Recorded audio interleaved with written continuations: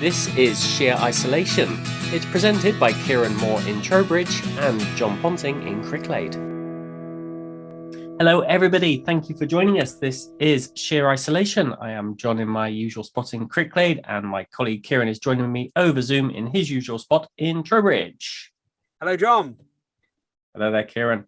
I think you're starting to rock the longer hair look. Are you thinking mullet this time? Please tell me you're going to do a mullet. You know what? My daughter asked me to grow a mullet yesterday, and I refused point blank. And then I was looking at my friend Liz earlier, who has like a really short pixie cut, and she looks really cute. And I thought I might just get my hair cut really short and choppy, so I might get it all cut off. I'm sure you will look just as cute. That's the aim, John. I want to be cuter.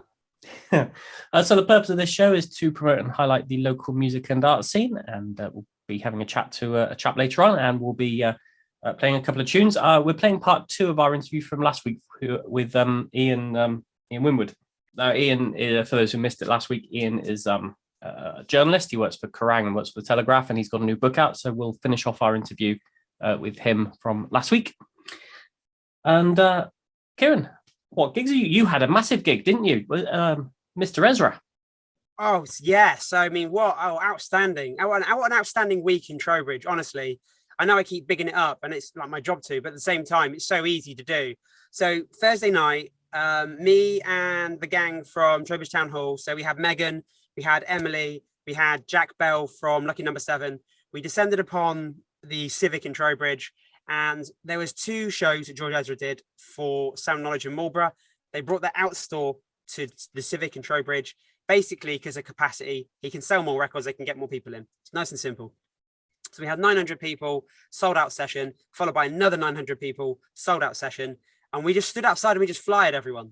We just flyed every single person that came. And because it was about 1,000 degrees inside the Civic, I was saying, free fan, get your free fan, free fan. I was handing them these flyers for a band called The People Versus. And because I got them printed on slightly thicker cards, they look a little bit more classy. And they would make great fans. So yeah, I think I did everyone there a massive favor. So if they want to repay me and come to the gig, I'd love you forever. But yeah, George Ezra was excellent. He had like a 7-piece band with him. It's really funny, right? Because it's like they've told the brass section of the band they have to dance, and there's these two women who are playing, and like when they're not playing, they're having to like shuffle, and you can see they're looking at each other having hysterics, like they really don't want to do it. Absolutely brilliant. Musicianship was bang on. He played the hits. I mean, Trowbridge really got treated. All right, let's play a tune, shall we? Yes. We were going to play this band a couple of weeks ago. We just ran out of time in the show. So Broken Fires, the tune is Midnight. Kieran, who are Broken Fires? So Broken Fires are a Welsh band. Now, if you were in the Wiltshire scene in sort of 2004, 5, 6, there was a band who played called Ipso Facto. They played a lot of gigs. They then changed their name to Viva Machine, and they played even more gigs. And they were like this 4-piece kind of art rock band, very shouty, crazy time signatures, stop-start dynamics. They were just brilliant. But they never really sort of made it to the next level. Anyway, the boys disappeared. That was before Facebook even existed. So I didn't speak to them again. And they've got in contact with me recently via Instagram. I say, Kieran, you may not remember us. I was like, of course I remember you. You were amazing. So this is this Welsh band called Broken Fires. To me, they sound very Scottish, in fact. They sound like a lot of like bands like Biffy Clyro or Excerts. They've got that kind of vibe going on. I absolutely love it. It's right up my street. They're super nice guys. And I think this song is their first song they've released, I think, and it's very, very strong. So this is Midnight. Soaking to our skins at the funeral. Seconds catching glimpses in the cold. A momentary love once lost reappears. If you stick around, could I make amends? The architect of everything we lost. But every time we talk, I shake and I shiver. How long to wait till we reach midnight? I've been waiting years just to set things right. How long to wait till we reach midnight? I've been waiting years.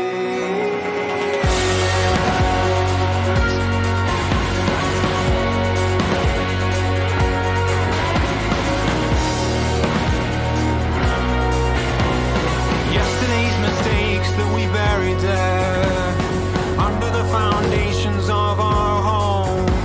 A momentary love collapsed, disappeared.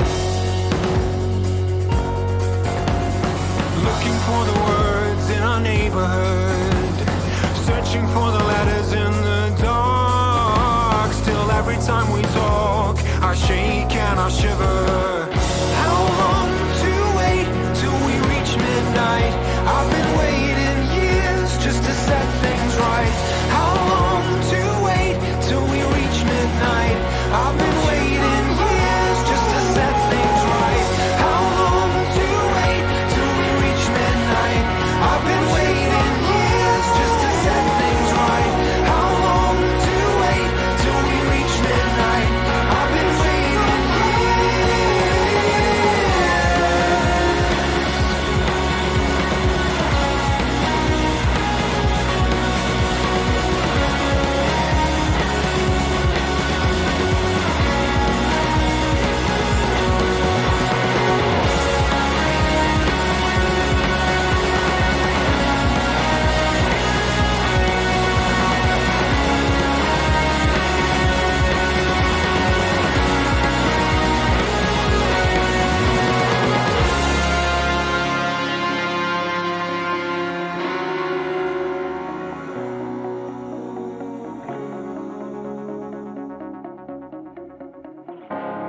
now and then, maybe we could make amends for the mess we've made so far.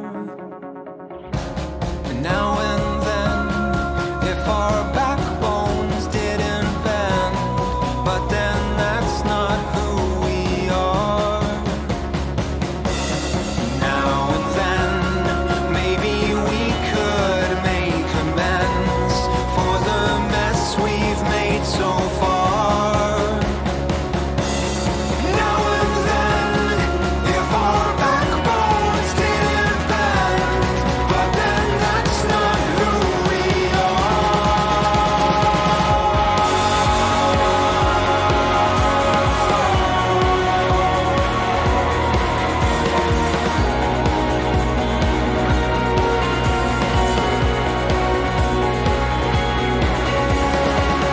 How long to wait till we reach midnight? I've been waiting years just to set things right. How long to wait till we reach midnight? I've been waiting years just to set things right. Just to set things right. Just to set things right. Won't you come home? Just to set things right.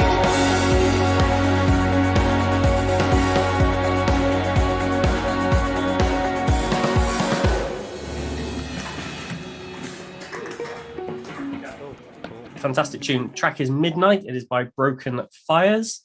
I Who, predict they'll be at 2,000 trees in 2023. okay, so that's one gig for, in about 12 months' time. I'm assuming if you can, Kieran, you're going to get them into Wiltshire much sooner than that. Yeah, I'll try to. I absolutely will try to. Yeah, that is my plan. Cool. Okay, then I can see you are in your loft of dreams this evening. So do you have any product placement, any new releases you want to share? I've got a couple of new releases, right? But I order everything via Sound Knowledge because you got to look after your local independent.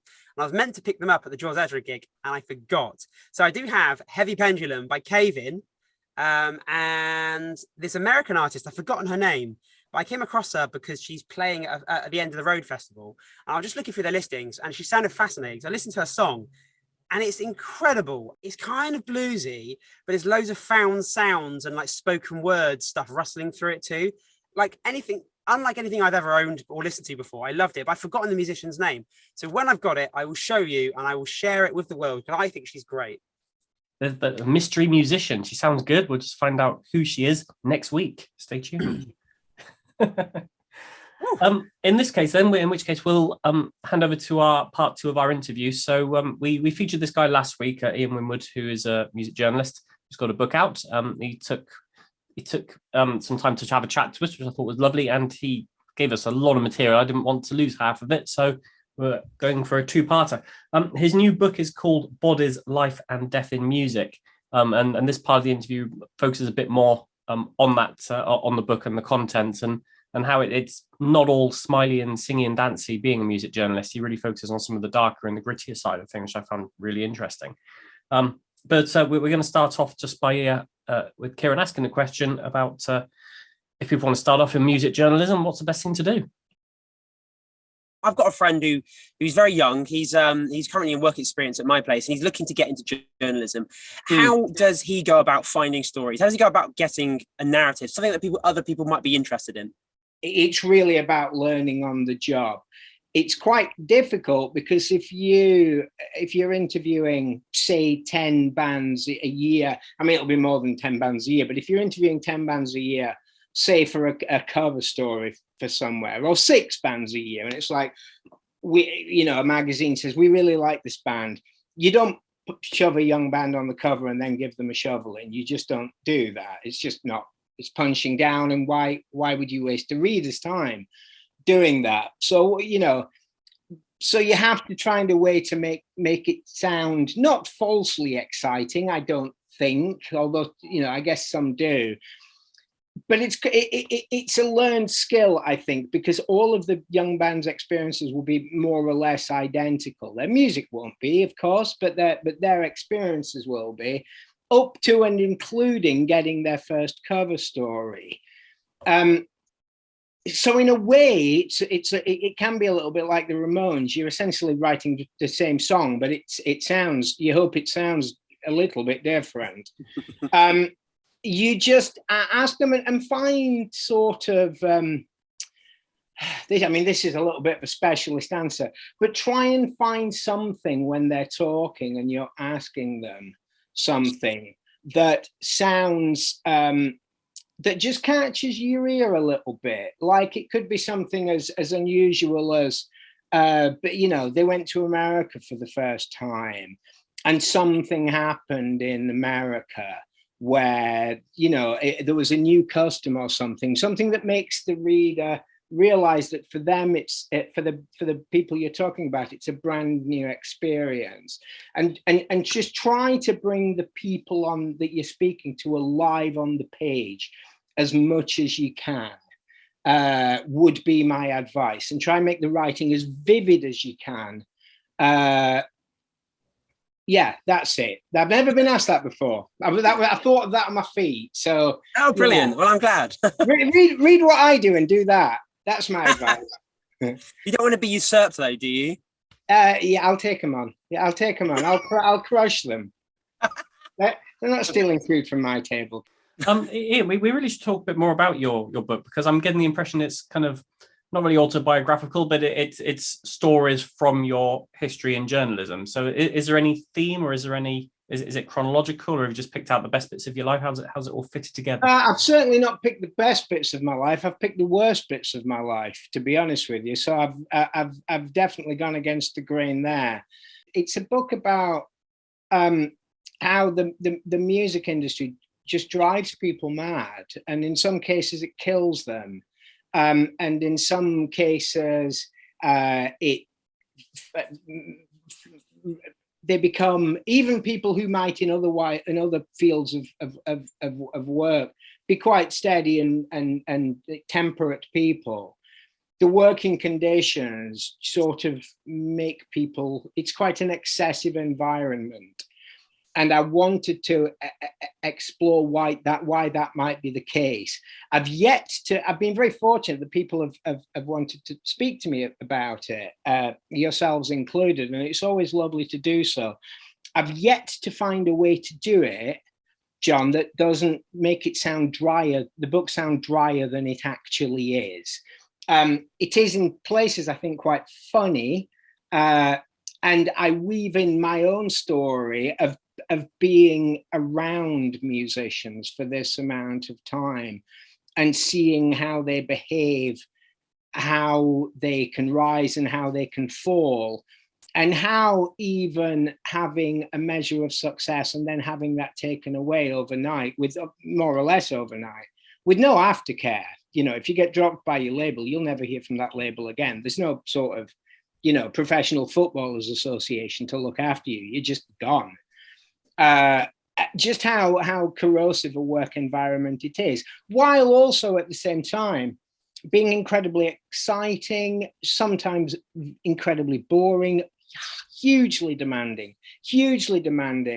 And I wanted to explore the space between what I guess a lot of magazines write about bands and how it's all exciting and they're all excited and they've got a new album and everything's great, and sort of the day-to-day reality that is taking a toll on musicians, and explain why that I think that is and why they think that is as well, because I've spoken to a lot of people about it. I spoke to my friend Frank Turner and Simon Neil from Biffy and Grant Hutchison from Frightened Rabbit, whose brother died by suicide, to get, first-hand experiences. Within that, John, just to show that I have a little skin in the game, and because I think that they're good stories, there's an account, it weaves in and out structurally, and it's sort of about, my own experiences. The music industry didn't drive me mad, but it gave me plenty of places to hide when I did so. And I explain what the catalyst for my own sort of slide into chaos was. That sounds like a very serious book, and it's a very serious subject. I think the book's, and what I wanted to do, this is perhaps what I should have said at the start, is that although the book is about a serious subject, I wanted it to rock. I wanted it to swing and roll like a good song does. So I wanted the book to be exciting, like music. And that's what I went for. And that was a whole job in itself. To my mind, I always thought that the general excess are very obvious. It's basically drink and drugs. But actually, as you've just touched upon then, it's also the highs of playing a big show or a festival, and then the opposite of having it taken away from you, and that real pitch and yaw, the up and down of the whole industry. But on my own part, I know I get asked an awful lot of alcohol from bands. When I have a band come play for me, they'll ask for an obscene amount of alcohol, and I have on occasion refused to give that much alcohol. Oh, okay. So, because in many respects, I have a duty of care to look after the artist whilst they're in my care to play for me. And we all understand that part of the industry is they want to have a drink, and I'm not going to criticize or judge or even, stop people from doing that or express themselves in that way. But there does come a point where you go, actually, that's not healthy, or that's too much. That's going beyond reasonable request. And I had to say no. I just wondered how much of the book focused on drink and drugs, and how much of the book focused on the other things that musicians have to experience. It focuses on all of those things, Kieran, from basically, like I said, having a measure of success taken away from you, and being treated as if you're important because you've signed a record deal with Warner Brothers, that within the space of 3 years is you no longer have that record deal, and you're 26 years old and no one cares anymore. So that's even before you've put a stimulant into your system. That, I'm sure, is addictive. That's why you see so many people in bands that break up. They try and give it another go, but it's not quite the same. So that's clearly addictive. There is the toll it takes on a musician's private lives. I'm appearing at a festival in North Yorkshire in July, and I'm being interviewed on stage by James Smith, who's the singer in Yard Act. Some of your and their success came for them a little bit older, which often helps quite a lot. He's 32 next birthday, and he has a young child at home and a partner. And life changes for them as well when you become successful. And they work it that they have 3 weeks on the road and then they're home for a week, and they make sure that's quality time with their families. Now, you are the first person I've ever heard of, Kieran, who actually tried to police. It's known as a rider for anyone who doesn't know. Sorry. And bands that have a degree of success have a rider. I mean, all bands kind of have a rider, but you can file your rider with the promoter at the venue, and they are required to get what you want. And I would say 99 out of 100 times that primarily is alcohol. Now, there really can't be, stand-up comedy is the only other field that I can think of where it might be the case, where you go to work and in one of your offices, your dressing room, it's piled high with booze, with whatever. And we're talking a couple of crates of beer, 2 or 3 crates of beer, a couple of bottles of wine, and a bottle of tequila, or a bottle of Jack Daniels, or a bottle of each if you want it. Yeah. And so the music industry has always attracted outlier personalities. Keith Richards and Keith Moon and Sid Vicious and Janis Joplin. But it's not entirely full of those people. But what it does do is that the base level is so much higher in the music industry, or it's high in the music industry. So what seems like a normal evening is for others quite a wild Friday night out. On Savvy Street, it's quite a wild Friday night out. Because if you're on the road, there's actually not much to do other than sound check and play. You can use your time productively if you want to, but it's very, very easy not to. Frank Turner gave a quote to a podcast, and I can remember it word for word because I put it in the book and then took it out. So this is a sneak preview. And it's for the entirety of my working environment and my working life. I have existed in an environment where alcohol is much more readily available than food. And if you somehow manage to drink it all, someone will always bring you more. I think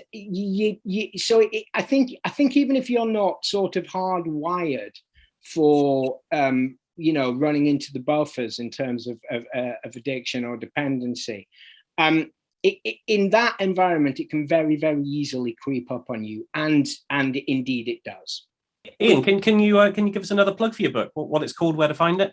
Yeah, I'd be happy to. The book is called Bodies, Life and Death in Music, and it's by me, Ian Winwood, and no relation to Steve. And it is published by Faber and Faber. And I believe the phrase is it's available in all good bookshops.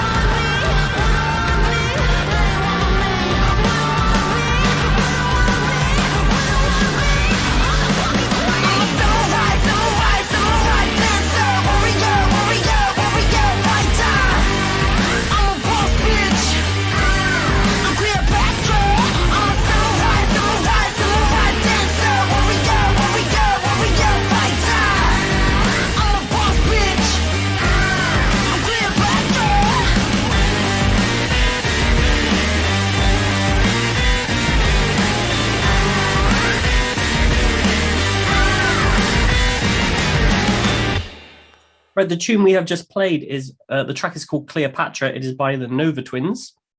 Great band. Cool. They're probably too big for me already. Oh, Yeah. no one is ever too big for you, Kieran. They may temporarily, but when they're on their way down, they'll come back to you. When they're on their way down, I'll get them. I'll get them on their way down. That's it. Yeah.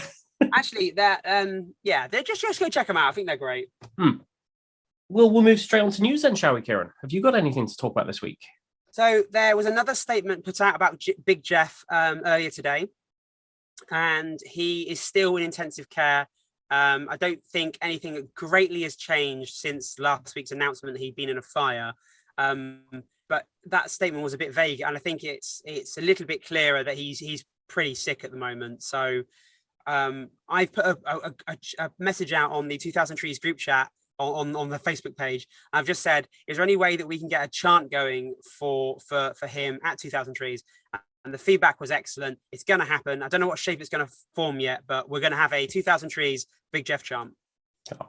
Oh, well done, Kieran. Thanks for the update. I didn't see that update. So Big Jeff, he's very well known around the Bristol music scene, a prolific gig goer. He goes to gigs every night of the week. And yeah, as Kieran was saying, he's poorly at the moment in Swansea Hospital. So we do wish him all the best and speedy recovery. Yes, good luck to him. We love you, Big Jeff. Kieran, there's been another festival cancelled. We talked about one last week. It's another one. This is the M4 festival at Lydia Park in Swindon. This is MFOR. That's a shame. They've quoted the reason for the cancellation as the cost of living crisis. Now, I don't know whether that means that people aren't buying the tickets or whether that means that they're just struggling to fund the festival. So let's not speculate on that, but that's the reason it's been cancelled. It was due to happen at the end of July. So that's another one that they said they're going to be back next year. I've got no details on what you do with your tickets. So if we do hear about that, we'll let people know. We all know that the energy crisis is terrible and biting. The fuel crisis is just ridiculous. It's over £2 a litre where I am in Trowbridge. However, if you do want to, if you do have the opportunity to go out and see friends and buy a ticket to a gig, do it in advance. Make those memories, because I have no doubt that it's going to get worse before it gets better. And we're all going to want memories to cherish. If you want to come to one of my gigs and you genuinely can't afford it, just drop me a message. I will get you in one way or another, and we will make some memories, and we'll watch some amazing shows. But so don't let yourself miss out on stuff. Keep living your best life. Oh, Kieran, you're so heartwarming today. It's because I'm in my roof, and my roof is about 1,000 degrees. Oh, so you're physically warm, so it's oozing out of you in appreciation for humanity. If you want to get in touch, you can email sheerisolation@gmail.com or find us online, sheerisolation.co.uk, or on your streaming service of choice.